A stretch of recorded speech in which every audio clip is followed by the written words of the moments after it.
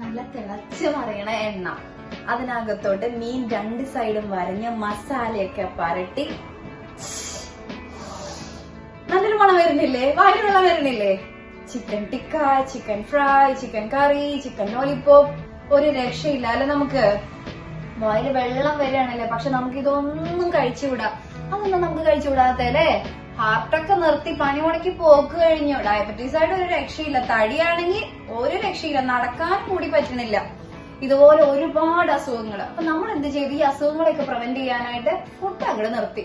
കൊതിയായിട്ട് നിൽക്കാനും പറ്റണില്ല, നടക്കാനും പറ്റണില്ല. അപ്പൊ ആരും കൊതിനെ ഒന്നും കൺട്രോൾ ചെയ്യണ്ട കേട്ടോ. നമുക്ക് ഓയിൽ ഫ്രീ ആയിട്ട് എയർ ഫ്രയർ ഉപയോഗിച്ച് ഫുഡ് കഴിക്കാം.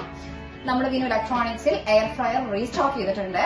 ബ്ലൂബെറി, പീജിയൻ, ഫിലിപ്സ്, മോഫി, ഹെയർ എന്ന് വേണ്ട ബ്രാൻഡുകളെല്ലാം നമ്മളിവിടെ അവൈലബിൾ ആക്കിയിട്ടുണ്ട്.